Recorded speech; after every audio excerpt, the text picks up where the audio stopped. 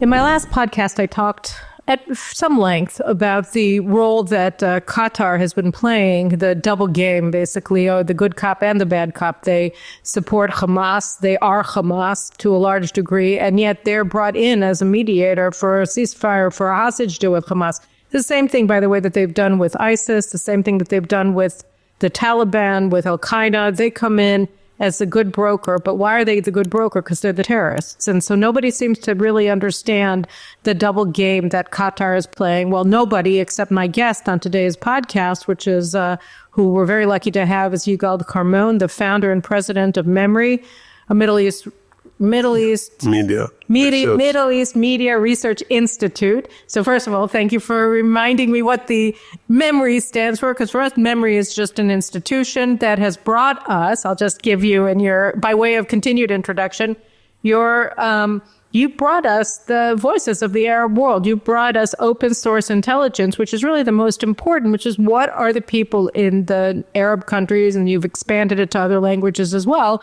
saying, and we haven't been listening to them until MEMRI. You founded it when, in 2000? In 1998, if I may. Right. So but wait, one more second, by the way of introduction. So one of the things that you've been outspoken about is pay attention to Qatar, people. Look at Qatar. Qatar is a state that controls Al Jazeera. And so you've been whispering in my ear over the better part of the past 15 months, pay attention to Qatar. So I want to pay attention to Qatar. So now start. If I may first, we have 25 years now. We do not just the Arab world, but also we translate from Arabic, Farsi, Turkish, and Urdu. And for the last 10 years, we monitor the Russian media. And for the last 5 years, the Chinese media. So anybody who wants to understand what's going on in this world, in all of the areas where people are concerned about, more or less, right? China, Russia, the Arab world, Iran, Pakistan, Turkey, obviously, which we might talk a little tiny bit about today. Go to memri.org. It's an essential tool. It's been an essential tool my entire career. So, yeah. Anyway, so thank you. Without further ado, let's start with Qatar. First of all, I want to start this talking about Qatar as the epicenter of global jihad. So, right. Shoot. So, to understand Qatar, which is perceived in the West as a business emirate like others, I want to draw the difference between Qatar as a Gulf emirate and the others like the UAE, Saudi Arabia, Bahrain, and others. There's a major difference. Qatar is an ideological emirate. What is their ideology? We published it in MEMRI lately. It is Wahhabism. We have a recording of the former emir, the father of the present one, talking to Gaddafi in 2010 and telling him, we are the real Wahhabis. I am the 16th heir of Muhammad ibn Abdul Wahhab. If you compare them, for example, to the Emirates have the Abrahamic compound, which contains a synagogue, a church, and a mosque, to symbolize interreligious understanding. In Qatar, there is the Mosque of Muhammad ibn Abdul Wahhab. Wahhabism is a movement of the 18th century, the most extremist possible movement. And we published the translations of the speech by the emir on the inauguration of the main mosque. And he talks there about Dawah, about preaching Islam of the 7th century in the spirit of the modern world, of the modern times. What does that mean? You don't have to be like, we are publishing tomorrow a piece about Sheikh Hamoza, the wife or the mother of the emir. Sheikh Hamoza. Right. And basically, you don't have to wear a black dress. No, you can wear Prada, you can wear Valentino and preach jihad and support Sinwar and support Hamas and support the Taliban to take over Afghanistan against the the democratically elected secular regime of Ashraf Ghani. Of course, all the other terrorist organizations, primarily the Muslim Brotherhood, but in this Wahhabism in the spirit of modern time. He repeated that many times. And that means deceive, play it. You cannot do the way they did it on a horse in the 18th century. No, you do it in the spirit of modern times. You deceive everyone. You buy them. Dawah is also about buying influence, not only killing. You kill where you can kill, you buy where you can buy. You spread Islam of the 7th century. In fact, Qatar is dragging the whole Muslim world back to the 7th century, while much of it is developing to become a modern entity. Saudi Arabia, the UAE. Crown Prince put the religious police in jail. There's no, you see events in Jeddah, they are like the Oscar in LA. Before the fire, you see the UAE. It's not about, the peace is not about peace with Israel. It's peace with Christianity, with Judaism, there is another place, not in Abu Dhabi, also for Buddhism. They are open to a change. Now, let me begin with Qatar a little earlier. When the Soviet Union... Let me just stop for 1 second, because some people who are watching this show might not have ever heard of Wahhabism. So I just want to very parenthetically explain that the Islam of the 7th century, of the Wahhabists, is the jihadist Islam that we've seen on 9/11 and in the wars that that people in the West have been fighting, the Americans in Iraq and in Afghanistan, Israel, and all across our borders with the Palestinians. It's this belief that in Islamic world supremacy, in Islamic imperialism, in the kind of fanatical practice of Islam that we see with the stoning and the killing and the garbing of women and treating them like chattel, and et cetera. So that when you talk about Wahhabism, you're talking about a brutal form, an extremist and an absolutist totalitarian form of Islam that doesn't accept coexistence, not only not with Judaism, with Christianity, Buddhism, Hinduism, but also with any other form of Islam, so that they're also at war with their fellow Muslims in order to achieve total control over the Islamic world and of the world itself in the name of this kind of concept of Islamic supremacy. Adapting it to modern times. And that's what Qatar does. Their contribution here is to take their money, to take their satellite television, proxies, to bring it either by the sword or by the purse to the world, to advance the cause of Islamic supremacism. And now, go on. 9/11. Right. 9/11 was masterminded by a former Qatari government employee, Khalid Sheikh Mohammed. Where did he work? He worked in the Department of Water and Electricity in Doha. And when the FBI came to arrest him, and they told only the emir, within hours he disappeared. So he was in Qatar at the time of his arrest? No. At the time of the attack, he was in Pakistan. He masterminded it from there. But he was in Qatar when other attacks took place. And the embassies in Kenya, the attacks on... In 96. Yes. On, 98, the embassy bombing. And plots. Khalid Sheikh Mohammed was allowed to fly. I mean, he's an employee, right? He was allowed to go anywhere on missions of jihad.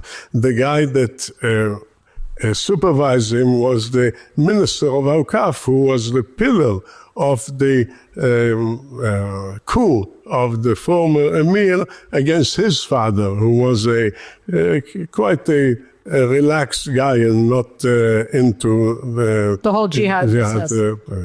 Now, this is one of the most, let's say, something that Qatar should pay for to all the victims of 9/11 and other attacks. Now, the documents that prove it are American documents. Now, in order to, he's already 10 years in jail in Guantanamo. In order to not allow him to speak about he gave a testimony, an admission, with all the list of what he did. Now, the United States, under prior administration, do not want to have a trial, because then everything is going out, including the American collaborators with him. So they tried to do a plea bargain. And then there was such an outcry that the DOD had to go back on that. And now he's there. The most important thing is to expose Qatar's role. In 9/11. Yes.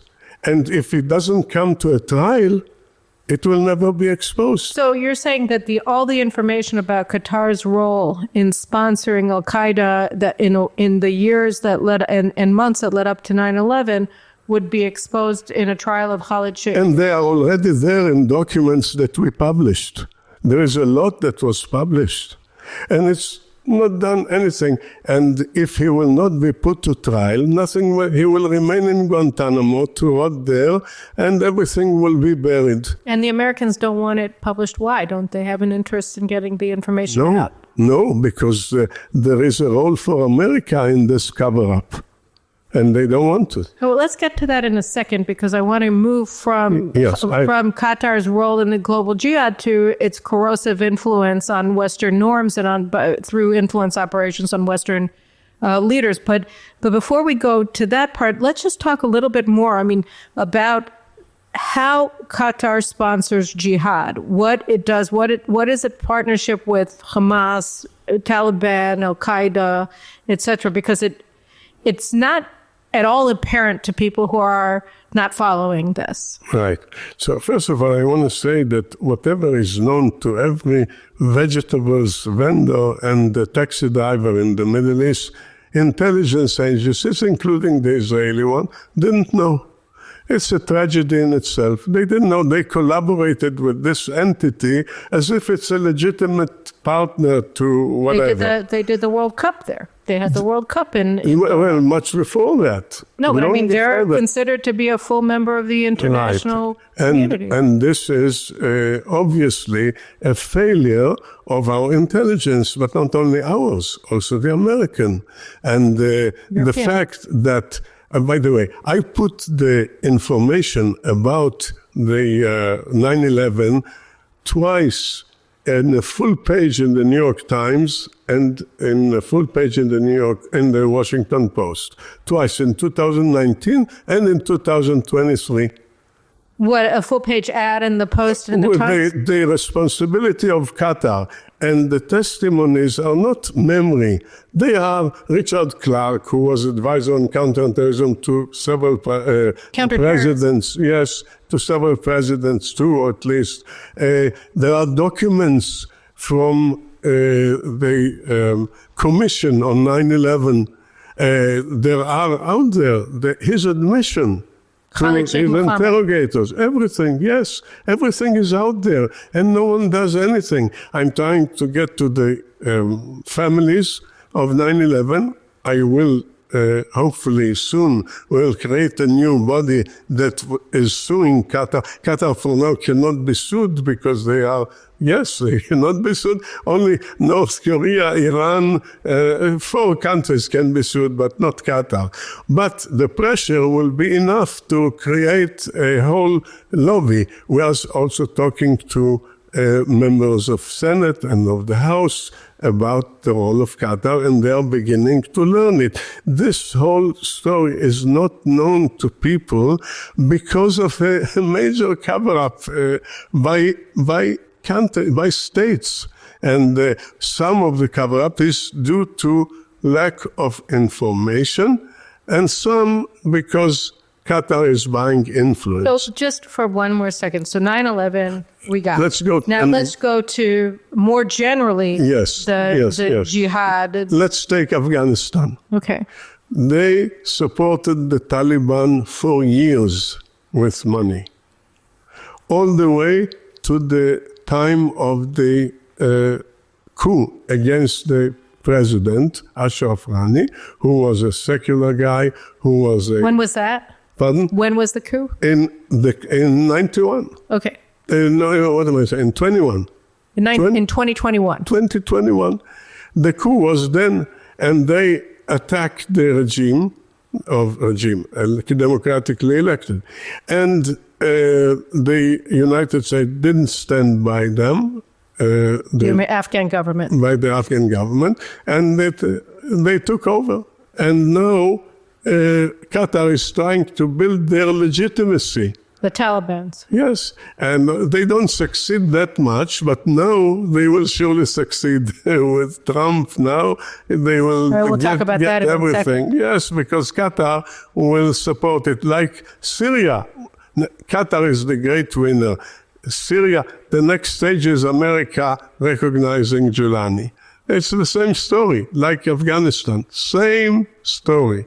This is what... We will live to see it, but this is what's coming. Now, the Qataris, who are wiser than anyone that I know, they arrange for themselves a request from the government. That's what they claim, that the American administration asked them to keep lines of communications with the terrorists.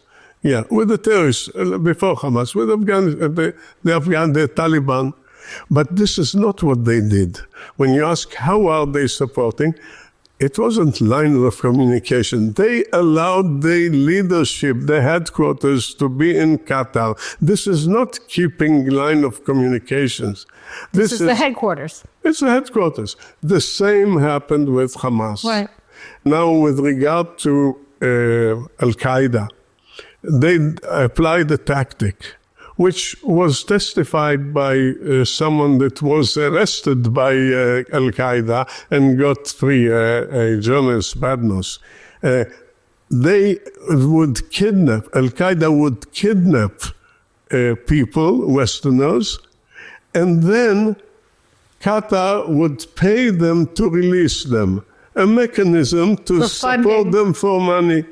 To support them. It was the same thing with the American ISIS hostages in Syria. It was Qatar that engineered their release in exchange for millions of dollars that Qatar paid to ISIS for each hostage. Exactly. I met a hostage who was released because of... A system of support, seemingly good doers. Qatar excels in being the arsonist who pretends to be the firefighter. And they are allowed to do that, and the responsibility is primarily on the intelligence agencies that know what's going on, to the extent that they know. I won't exaggerate in that. They don't know what, as I said, what a taxi driver knows, here, anywhere, for what stands Qatar. In every place in the Arab and Muslim world, and not only in the Arab, where there is a battle between the Islamists and the secular, Qatar is on the side of the Islamists. Sudan, Egypt, of course, the huge battle for the Muslim Brotherhood, until they managed to put their president as president of Egypt, topple down Morsi. And in Libya, in Tunisia, in Morocco, everywhere they are on the side of the Islamists. And this is the tragedy. They dragged the whole Muslim world to the 7th century Islam. And it's a danger not only to the West, it's a danger to the Muslim world. Now I want to explain from where does it develop. I want to interject a question here, yes. and maybe you can, what you're about to say, if you can tie onto that, because you were saying they're also a threat to the entire Muslim world. So we saw in 2017 that all of Qatar's neighbors and Egypt essentially declared war on them and everything except military and force. America saved them. Right. So before we get to the America saved them, the point was that MBS in Saudi Arabia and MBZ in UAE and the Bahrainis and the Egyptians under Sisi and everybody else, they said, we're going to have nothing to do with you. We're not going to allow you to overfly our airspace, so that Qatar's only air corridor was over Iran. We're going to impose a total embargo on you. And it was everything that you could do in order to strangle the Qatari regime, except going to war and invading. And what was required was American support. And in fact, as they were doing, I think they did it in January of 17 when Trump arrived in Riyadh for his visit there, his first visit as an American president. And then he went from there famously to Israel in a direct flight. But there was a question about what was America going to do. And this expectation of the Sunnis had been that the United States would side with them. So what happened? And then maybe we can use that as a way to kind of go into what's happened. What does Qatar do to the West? Okay, so what happened then, if you read the book of Jared Kushner, is that he intervened to mediate a deal between these countries to force an American deal with Qatar that stopped the whole operation against To what them. end? Pardon? You mean just because for peace, or like without thinking about the underlying reason why all of these states had gone I don't to war? pretend to know what moved. I didn't read. I'm sorry to admit, I didn't read Jared's I books. can't think what was in the mind of Jared Kushner. There was information in the past, it was out in the media, that he got $1.4 billion to his pocket to save his 666 Fifth Avenue building that went bankrupt. I don't think that this was necessarily the reason. There were many reasons. But Jared has, since leaving office, I mean, he's gotten, I think... No, this was before. Right, but I'm saying that, he's a major business partner with the Saudis. They've invested over $1 billion in his investment fund. So why would they do that if he was working with They invested Qatar? much less. The Qataris invested much more. But the main thing is that the Saudis saw that America goes with Qatar. So they So gave what up? remains for them to do? President Trump, this is the Trump deal, not the Biden deal. The hostage deal? The last, yeah. I hear congressmen, senators trying to distance themselves from that this is a Biden. No, it's Well, Trump. Biden took total responsibility Trump's for deal. it. It is Trump's pressure, not Witkoff, but Trump's pressure. And he forced the deal on our dead bodies. This is the truth. We have to admit it. Now, to go back to then, he may think that he's getting rid of some war that he doesn't need, especially this is the price of the party, of the inauguration, to have quiet. But what will happen that everybody, those who were supposed, they were his allies and already distanced themselves, seeing that he goes with their enemies, now, after what happened, Saudi Arabia, the UAE, they will go to Russia and China. There is no America.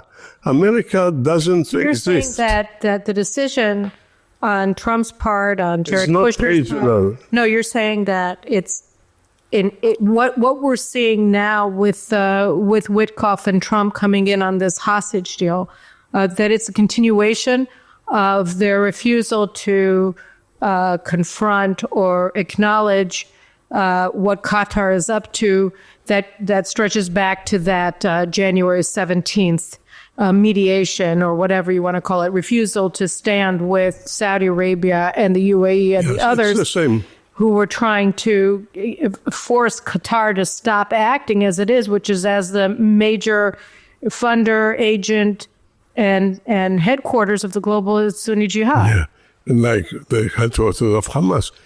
It will not remain, the consequences are huge. It will not remain a local war that he got rid of. What, between Israel and Hamas? The deal with Hamas, yes. It will spread with consequences that will affect America's stature in the world. Wow. The Saudis see it, the Emiratis see it, the Russians see it, the Chinese see it. What they see, the lack of power to stand by your friends, by your allies, and surrender to your enemies. And this will have an effect on their policies. How was Qatar, which it's true, they're very wealthy, extremely wealthy. They have an enormous amount of money. They have a lot of liquid money because it comes from liquid gold, of oil, and of course of gas. So they had, but so does so does Saudi Arabia, so does the UAE. So what is it specifically or uniquely about Qatar that manages to captivate so many people in the West who then refuse to see or hear anything about what Qatar is doing? What is it that they do? Qatar, or what is it that they do uniquely? It's the ideology. They demand the price for their support, for their money, for their activities. Well, don't the Saudis do the same thing? It's not economic price. They demand ideological, political price. This is the big difference. Deals with Saudi Arabia or with the UAE are purely economic. Deals with the Qatar are ideological. They demand the price. What is the price? What is the price? To align with the policies of support to terrorist organizations. But, the Westerners who are covering up, so to speak, for Qatar, I bet if you spoke to the average one of them, they would say, we're not aligned with terrorists. Qatar is, they're a major investor in American universities. They do all of this good work for the poor. And we don't view them as a state sponsor of terrorism. They would tell themselves a story like Nick Musin, who was a Republican operative who became a Qatari operative, and he brought a lot of these Republicans into the Qatari influence operation back in, when was it, like beginning in around 2016 or so. If you said to him, Nick Musin, you're enabling, you're serving as a tool for global jihad, he would deny it. He would say, I've never done anything on behalf of terrorism. Of course, because he doesn't need to. He just all he needs to do is support Qatar. That's all. And suppose their pretensions to be doing good doing, can he deny that Qatar is supporting terrorist organization? He cannot deny that. And let me say something. Because the State Department refuses to designate them as a state sponsor of terrorism. Why doesn't the world know? I wrote it in me. Because of the big cover-up by the governments. All governments cover up for them. Why? Money? Just money? Money and politics. Let me just say one thing to explain this. When the Soviet Union collapsed and came what Charles Krauthammer, the late Charles Krauthammer, called the unipolar moment came about, it lasted 10 years only, until 9/11. Two states rose up to confront the unipolar moment of America. These were Qatar and Iran, to create the Muslim pole. The Muslim what? Pole. And a pole which is economic and is, of course, ideological, with support to who represents the Islam of the 7th century. We know that's Qatar and all its proxies, like Iran and its proxies. And this is the role of Qatar since then, to create the Muslim pole, anti-America, anti-Western civilization. When they buy their way into universities, you see what the universities are teaching, what they support with students' bodies. They give money to Georgetown or to Carnegie Mellon or to any of these Texas A&M. Right. So they get a change in the curriculum. So Absolutely. Instead of teaching, the truth about Israel or the Middle East or America for that matter, you get this, so that they're funding the corruption of the American higher education system. And the corruption of other bodies in America. And Cornell of course, also. And and the House and the Congress. We had Senator Menendez being bribed by them. The case was thought it was done Egypt. already, but thought it was and Qatar. No, Egypt and Qatar. Qatar was there. Qatar dared to spy on American legislators. They hired a former CIA official, Kevin Choker, to spy on senators and congressmen. Qatar allows itself, the Congress took, the DOJ, the Department of Justice, demanded them to register Jazeera as according to the FARA laws, as an agent, because they belong to the government. They couldn't kill us. They just ignored it. They didn't, yes, and no one was there in the government to force them to do it. This is where because money, they're all getting money from Qatar? It's owned by Qatar. No, I'm saying all the people who refuse to do anything about Qatar. It is the general government approach to Qatar that it is a friend, a mediator. We shouldn't use these words here like BS, but it's totally insane. Totally insane.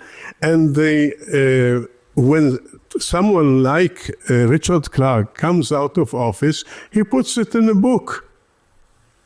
There are other books. McMaster, General McMaster says in his memoirs that he clashed with Tillerson on Qatar, and he says, I didn't tell the president that the Tillerson doesn't perform his instructions. I didn't tell the president. Why? And he says, the president told the emir forcefully to stop funding terrorism. This was Trump. Did the Qataris stop to fund terrorism? Not in the least. They violated his instruction. Yes. We are facing here a situation of a very serious danger to Israel and to the Jewish people because they are active all over the world. And if we do not stop Qatar, there is a serious danger to our very existence. Israel and the Jewish diaspora. Because they are active there. So explain for a second the activity in the Jewish diaspora, because we can go to Israel in a second, but all the organizations, all the bodies that are active against Jews in anywhere, if you look around, you will find some Qatari support around them. They give money to countless number of organizations. They give money to Students for Justice in Palestine, which is one of the main... That's, of course, to many, not just that, to many. But they support anti-Semitism against Jews in the world. This is the ideology of Hamas. This is the ideology. And it's not just that. They also fund... it's not just Al Jazeera in English, which is also a major organ for dissemination of anti-Semitism in the West. They also fund a lot of American media organizations, or because they have Al Jazeera in English as a farming team for deception. So that you have all of these Al Jazeera alumni who then were recruited by the Washington Post. So then the Washington Post becomes Al Jazeera, and it becomes another organ for propagation of the same anti-Semitic bile that Al Jazeera is putting out, that Qatar is paying for. The Washington Post having as a writer Khashoggi. Right, who was a Qatari government agent. Who was, of course. And wait, what about, just real quick, does Qatar and Pierre Omiadar, I think is his name, Tucker Carlson's sponsor for his, do you know? I don't know about their relation with Tucker. Because he's Iranian and he's funding. No, I don't know, but they go with Iran 100%. We're going to publish a whole report about that. They go with Iran, and they go with Turkey, and they go with any Muslim power to create this Muslim pole, anti-American in every sense of it. And they played the deception play on America, which is very easy to deceive, and others, look, including Israelis. If you ask Israelis on the street about the role of Qatar, it's just now becoming, I've been screaming it, right, for years. I think for a lot of Israelis, the real awakening began during the World Cup, when Israeli fans who came to Doha for the games very innocently thinking, oh, well, it's just like the Abraham Accords and you can go. And they were harassed and beaten on the streets. Because they didn't know the difference between Qatar and the Emirates. Right, no difference. All Gulfies. Right. No, it's different. These go towards westernization, Saudi Arabia and the UAE and Bahrain, westernization, more secularism, more understanding between interreligious understanding. And Qatar goes for Wahhabism, for Muslim Brotherhood, Islam of the 7th century. So wait, let's talk about, what should we talk about first, Qatar and Hamas, or Qatar and the U.S., the Trump orbit? Why don't we talk first about Qatar and Hamas? So one of the things that we've seen in Israel is that Qatar, here too, just like they did with the ISIS terrorists in Syria, that they insinuated themselves into the relations between Israel and Hamas, because there's this American, Western, UN demand for humanitarian aid to Gaza that precedes by years. I mean, Hamas took over Gaza in 2007, and it's been under blockade because they're a terrorist organization by Israel and a regime. And so you've had this constant Western propaganda propagated against Israel, that Gaza is under siege. I think it was Tony Blair or some other senior British person who latched onto that and said it's an outdoor or it's a concentration camp or something like that. And so Israel was attacked all the time and accused of starving the Gazans well before October 7th. And then Qatar said, oh, we'll fix it. So what they started doing, and Israel agreed to get quiet, which is what everybody was addicted to in Gaza, that they started giving cash payments in, truckloads of cash coming into Gaza to pay the salaries of whomever. And this was supposed to be the way to get the international community off of Israel's case. And Qatar was crowned as this, mediator or somebody who could be responsible, and the money would just go to civilian goals. And we saw it's all a lie, and anybody who was looking at it knew it was a lie, but it got the West off of Israel's back. And Qatar had, it insinuated itself into the bloodstream of the Western discourse on Hamas and on Gaza, and they were the good guys. They sanitized Hamas and they funded, and then Israel was able to say, okay, well, leave us alone. So that ended up, of course, being exposed as one of the main vehicles for enabling Hamas to build the terrorist machine, the murder machine that invaded Israel on October 7th. So, okay, so that's what they did, one thing. But explain a little bit more in depth Hamas, Qatar. First of all, let's relate to what you described. The story of Gaza as a concentration camp, as a siege, as all that, was all a bloody lie. Right. They got billions of dollars from the West. They did not need Qatari money. We have a section on our website, and I recommend everybody to look at it, Gaza before October 7. And this is something that all the aid workers knew, all the journalists knew. Our military that had drones over Gaza 24 hours a day knew that it's the opposite of a concentration. There were 22 institutes of higher education, 34 hospitals, promenades, towers, water parks, a cat cafe, a haircut for dogs, a cricket like you are in London, music center, a zoo. There was even the markets were prosperous like incredibly. Ramadan, we have a video there, all videos by themselves, by Jazeera, by BBC, by TRT, the Turkish, everybody. It was a thriving city. And we found this hotels of 5 stars.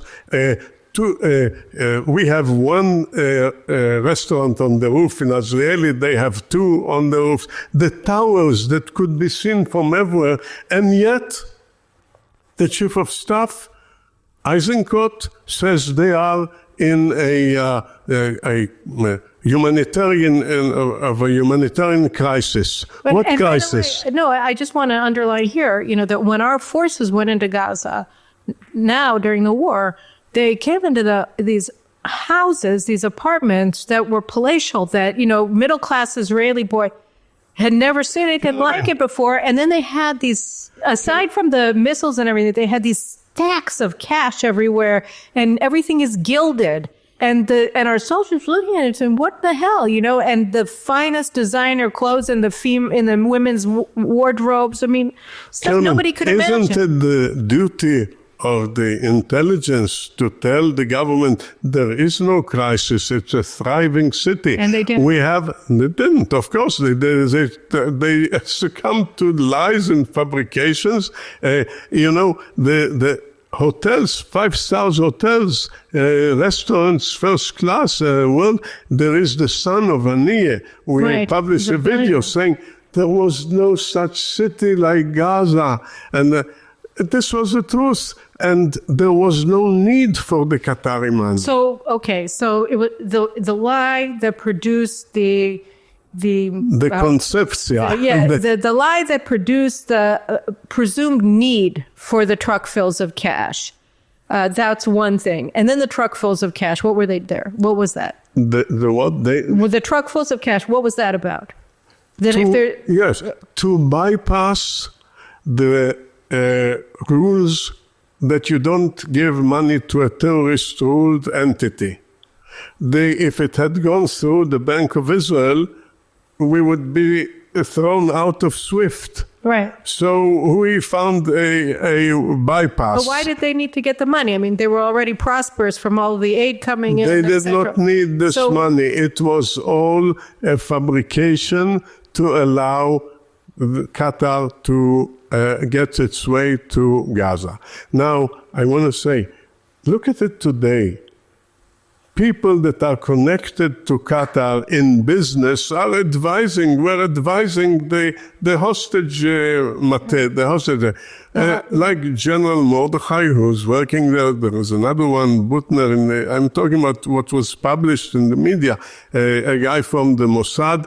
Instead of raising their voice, this is a terrorist entity, they do business with it. God knows how much more business is in Israel with Qatar. It will come out. It will come out definitely. But this is all after all the casualties, after all the blow that we got with the surrender to Hamas. So, I can't handle it. But all right, from not being able to handle that, let's go to the Trump orbit and Qatar. So 2017, the Sunnis make a bid. They made an opening move. They tried to stop this. They all, they came down as one, really, against Qatar. And if the Americans had sided with them, then this could have ended.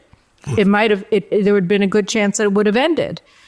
And then Trump's team didn't. And what is Qatar doing in America? What is it doing with Republicans? What is its relationship here with the powers that be? That what are we not seeing? Well, it's not all Republicans, and Well, to the I mean, contrary, many are against They it. started with it, but they also started with the Democrats. I mean, they're bipartisan. Yeah, we are now trying to inform congressmen. Maybe out of this will come a new lobby. Well, you have because Ted Cruz, who's the chairman now of the Commerce. because AIPAC collaborated with all that against the interests of the State of Israel And the against, Jewish community and of the United America States. and the Jewish community. Everybody wanted to play nice.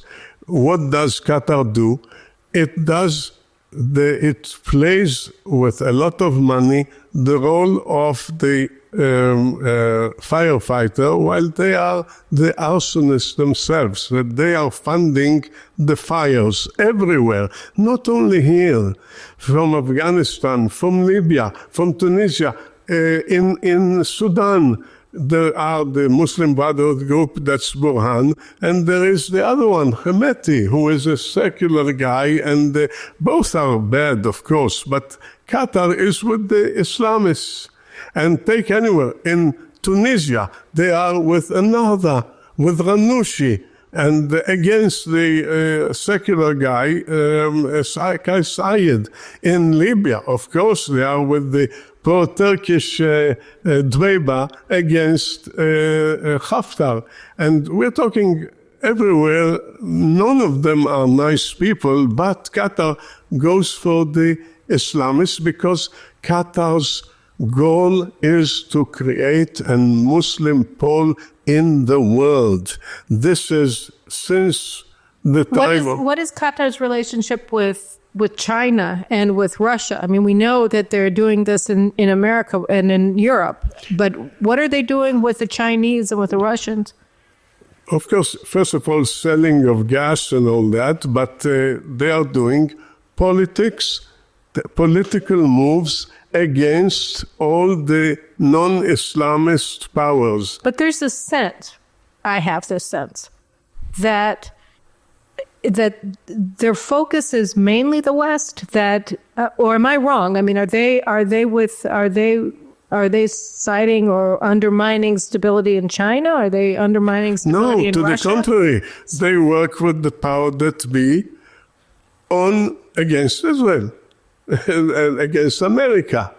And America doesn't pay attention to that. They work with Russia on any initiative that is against Israel, against America. The Muslim pole is by definition anti-American. I wrote just lately a piece, will the anti-American pole of Qatar and Turkey triumph under Trump? And well, why would it? I mean, Trump wants to make America great again. He wants to restore America's standing in the world. So how? It's all talk. It's not all talk. He talks Greenland, Panama. He doesn't stand against Khan Yunis.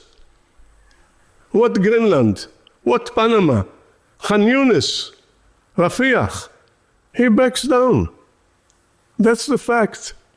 But I mean, he doesn't, you know. I mean, he is a fighter. He is an American patriot. You can't say he's not. He does want to restore America's standing in the world, and so. And he's easy to be deceived. How? I mean, by Qatar and by Turkey.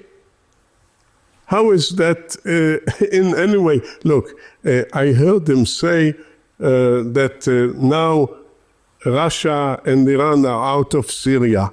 Well, that's true. The 10%, the extremists of the 10% in the world of Islam, Shiites, which is Iran, are out. And who comes in? The extremist Sunnis, Qatar and Turkey, who are 90% of the world of Islam. What kind of achievement is this? Yeah, but I mean, it's not that I disagree with you. I think that what happened in Syria is deeply dangerous, and that Israel, you know, assuming, God willing, that we're going to be able to destroy Iran's nuclear installations and yes, go back and finish off the job in Gaza and the fact of the matter is that during the next 4 years, we're going to be facing increasingly this axis of Qatar and Turkey, and you're seeing it in Syria, obviously, you're seeing it in Lebanon, obviously, and they're also impacting what's happening on the ground in Egypt in a very, very distressing way. And, the United States doesn't want to have forever wars. It's a bipartisan position that they don't want to get involved any longer in the wars of the Middle East. So what would be their play? I think I know what the play is. And then why aren't they playing it? They will sell out Israel. The weaker side will be sold out like now. But Israel isn't the only one. It's also the Saudis and it's all of them, right? Because the others will be allies of America. But you said that they won't because they're inherently anti-American. Of course, they will show it in time. But the first thing is to finish off Israel and to seem to be allies of America. Israel is a problem, just enough with their some tiny entity that doesn't bother us. And this is what Trump will go for. The weak side always loses. And we are weak. And if we don't make ourselves strong, there is a danger to Israel and to the Jewish diaspora. This is what is coming, Caroline. And the Jewish will has to understand it. What happened in World War II? Anyone wanted the Nazis, everybody knew, and yet they somehow came along. Some were occupied, some were just afraid, some were... this is how things work in the real world. And if we are not strong, we will be lost. And we have to show our strengths, and the main target should be Qatar, because they are the main power that moves the Muslim pole. Now, I want to tell you, there was a senator in ancient Rome called Cato, and every speech that he gave in the Senate, there he said, and apart from all that, we have to, Carthago should be finished. And because they were like Qatar. Carthago delenda est. Yeah, Carthago delenda est. And I say we have to adopt the same thing. Qatar delenda est. If this will not happen, we are lost. Qatar is strong with the Turks, with the 90 million, with their army. Qatar is not just a little entity. They have the power of doing what they do with the money. But Turkey without Qatar will collapse. All right. Well, I think we're gonna. I think we're a lot stronger than you give us credit for, and I think that we've shown. Prime Minister Netanyahu has shown, and the people of Israel has shown that we're going to be relentless in our determination to survive and to win this war. But I think you're right. I think that everybody should probably join you in saying Qatar delenda est. I think that... Without that, it's either them or us. It's a mortal threat to Israel. And what we see deteriorating regarding the Jewish diaspora is clear enough. Who funds all these organizations? Who takes care of them? It's so obvious. It's known. And there were research, even Politico came out with the research of the Atlantic Council, not supporters of Israel, because they know that this is also against America. And you ask, but it will be against America. Wouldn't America see? Not in the not in the period that is coming, because all along they play a deception play, and they play as if they are the good people doing good, doing this, doing that. When Mr. Witkoff said that Qatar is doing God's work, I said, absolutely right, with one change.